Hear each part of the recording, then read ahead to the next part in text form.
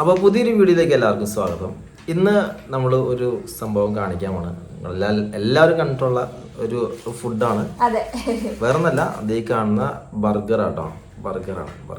Okay, ഇതിപ്പോൾ ഞങ്ങളിപ്പം ദേശത്ത് റോയൽ ബേക്കറിയിൽ നിന്ന് വാങ്ങിച്ചാണ്. എത്ര രൂപ? 60 രൂപ. ഞാനേ ഇത് കണ്ടപ്പോ എനിക്ക് ഭയങ്കര ആഗ്രഹം വാങ്ങിച്ചത് 60 രൂപ ഞാൻ വിചാരിച്ചില്ല. ഇത്ര രൂപ വരും നമ്മൾ പ്രതീക്ഷിച്ചില്ല. പിന്നെ വാങ്ങാന്ന് പറഞ്ഞുകൊണ്ട് പിന്നെ വേണ്ടെന്ന് വെക്കല് ശരിയല്ലോ, അതുകൊണ്ട് വാങ്ങിച്ചു. ഞങ്ങൾ വാങ്ങിച്ചു ചോദിച്ചത് പൈസ എത്രയാണ്. പിന്നെ ഇത് വാങ്ങാനൊരു കാരണമുണ്ട് കേട്ടോ. കാരണം വെച്ച് കഴിഞ്ഞാല് ഇപ്പൊ എൻ്റെ കുട്ടിയുടെ പ്രായം 5 വയസ്സാണ്. എനിക്കൊരു 10-13 വയസ്സുള്ളപ്പോഴാണ് ഈ ചില്ലലമാരികളിൽ ഇങ്ങനെ ചില്ലിന്റെ അലമാരികളിൽ ഒരു പുതിയ ഐറ്റംസ് ഒക്കെ ഇങ്ങനെ ബേക്കറികളിലൊക്കെ കാണുന്നത്. അന്ന് തുടക്കത്തിലൊക്കെ ഇത്ര രൂപ ഉണ്ടായില്ലായിരിക്കും, ഇപ്പൊ അല്ലേ വില കൂടിയത്.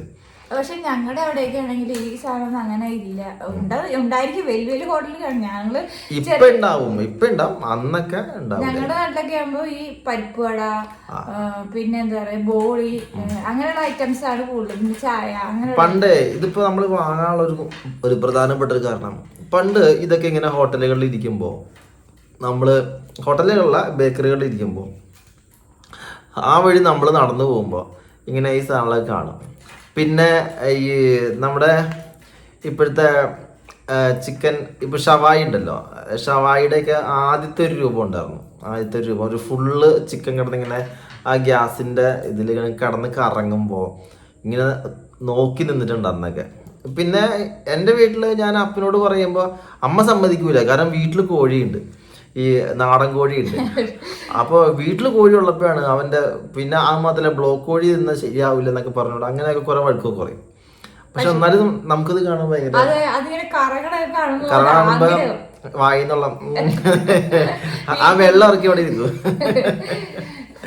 അപ്പം നമ്മളിങ്ങനെ കടയിൽ ഇങ്ങനെ സാധനങ്ങൾ കാണുമ്പോൾ, പ്രത്യേകിച്ച് സാൻഡ്വിച്ചൊക്കെ ഞാൻ കണ്ടു തുടങ്ങിയിട്ട് നിസ്സാര വർഷങ്ങളായിട്ടുള്ളൂ.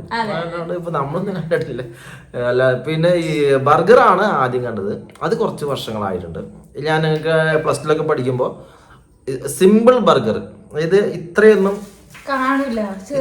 ലെയറുകളൊന്നും ഉണ്ടാവില്ല. ഈ 2 ബണ്ണും ഉണ്ടാവും, ഈ ഒരു ചെറിയൊരു നമ്മുടെ ചിക്കനോ അല്ലെങ്കിൽ ബീഫായിരിക്കും സാധാരണ. പക്ഷെ ഇതിപ്പോ ചിക്കനാട്ടോ. പിന്നെ ഈ സാധനം ഉണ്ടാവും, അവിടെ ഇതും ഉണ്ടാവും. ഇതിപ്പോ 2-3 ലെയറൊക്കെ ഉണ്ട്.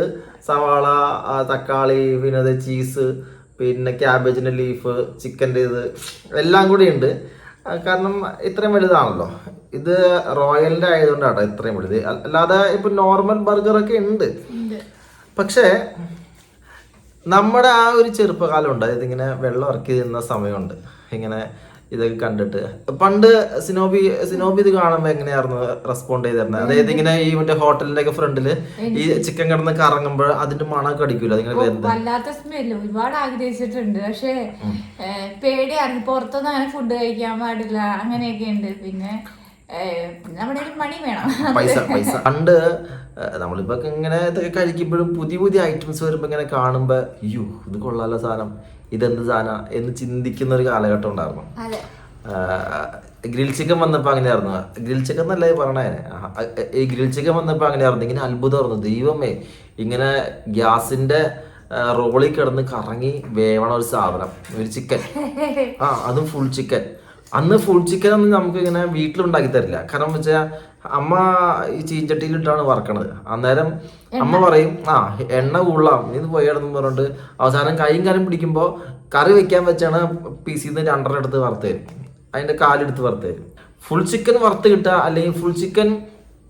പണ്ട് ഞാൻ ഫുൾ ചിക്കൻ വറുത്ത് കഴിച്ചത് ഒരു 3 സ്റ്റാർ ഹോട്ടലിലാണ്. അത് ഞാനും അപ്പൻ എന്നെ നേവൽ ബേസിൽ കൊണ്ടുപോയി. ഞങ്ങളുടെ ഒരു റിലേറ്റീവ് അവിടെ ഉണ്ടായിരുന്നു. അപ്പോൾ നേവൽ ബേസിൽ അപ്പൻ്റെ മൂത്ത പെങ്ങളുടെ, അല്ല 2ാമത്തെ പെങ്ങളുടെ മൂത്ത കുട്ടി അവിടെ നേവിക്കാരനായിരുന്നു. അപ്പോൾ അയാളെ കാണാൻ പോയപ്പോൾ ഒരു 3 സ്റ്റാർ ഹോട്ടലിൽ കയറിയിട്ട് ഫുഡ് കഴിച്ചത്. ഇവിടെ ദേശത്തുള്ള ഒരു ഓട്ടോ ചേട്ടനെ കൊണ്ടാണ് പോയത്. 3 സ്റ്റാർ ഹോട്ടലിൽ കയറിയിട്ട് വഴക്കൊക്കെ ഉണ്ടാക്കിട്ടാ. അപ്പനോടൊന്ന് സിഗരറ്റ് അടിച്ച് കാരണം വെച്ചാൽ ഇച്ചിരി അടിച്ചിട്ടുണ്ടായിരുന്നു. അപ്പോൾ ആ 3 സ്റ്റാർ ഹോട്ടലിൽ കയറി കഴിഞ്ഞപ്പോഴാണ് അത് ഫോട്ടോ വെച്ച് பார்த்தாന്ന് തോന്നുന്നു. എനിക്ക് ആ സ്ഥലം വലിയ ഓർമ്മയില്ല, കാരണം ഞാൻ വളരെ ചെറുപ്പത്തിൽ പോയത്. അവിടെ പോയി കഴിഞ്ഞപ്പോൾ ഒരു ചിക്കൻ മൊത്തം വറുത്ത് വെച്ചിരിക്കുന്നത് എനിക്കൊരു പ്ലേറ്റ് തന്നു. ഞാനൊക്കെ കണ്ടപ്പോൾ അത്ഭുതപ്പെട്ടു പോയി, ഇങ്ങനെയൊക്കെ വറക്കാൻ പറ്റുമെന്ന് ചോദിച്ചു. പക്ഷെ എന്നാലും വളരെ ചെറുപ്പത്തിൽ തന്നെ ഞാൻ അത് കഴിച്ചു. പക്ഷെ അതുകൊണ്ട് വലിയ ഈ ഫുഡ് കാണുമ്പോൾ ഇത് അയ്യോ എന്നുള്ള ആ ഒരു ഇതൊന്നും. പക്ഷെ ഈ അൽഫാമിന്റെ ഒക്കെ മണം അടിക്കുമ്പോ ഒരു പ്രശ്നം ഉണ്ടായിരുന്നു.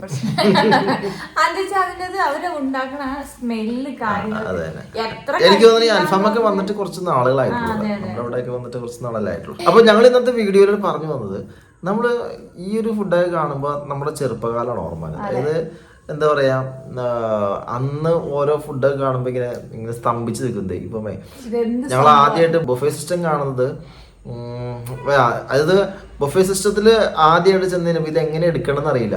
പക്ഷെ അവിടേക്ക് ഇരിക്കുന്ന സാധനങ്ങളെ കാണുമ്പോൾ ദൈവമേ ഇതൊക്കെ എവിടെ നിന്ന് കിട്ടി എന്നുള്ള ചിന്തയൊക്കെ. അങ്ങനെ പിന്നെ ഞാൻ കുറച്ച് നാള് മെഡിക്കൽ റെപ്പായിട്ട് ജോലി ചെയ്യുമ്പോൾ അതിൻ്റെ സൈക്കിൾ മീറ്റുകളുണ്ട്. ആ മീറ്റിലൊക്കെ മിക്കവാറും ഇപ്പോൾ എറണാകുളത്തുള്ള 3 സ്റ്റാർ ഹോട്ടലുകളിലൊക്കെ ആയിരിക്കും, 3 സ്റ്റാർ 4 സ്റ്റാർ ഹോട്ടലുകളൊക്കെ. അപ്പോൾ അവിടുത്തെ ഫുഡും കാണുമ്പോൾ തന്നെ അയ്യോ ഇതെന്ത് ഫുഡാത്, അങ്ങനെ ഒരു ചിന്താഗതിയൊക്കെ ഉണ്ടായിരുന്നു. അതായത് ഭയങ്കര ടോപ്പ് ഫുഡൊക്കെ കാണുമ്പോൾ നമുക്കൊരു ഒരു ഒരു എക്സൈറ്റ്മെന്റ് ഉണ്ടാവുമല്ലോ.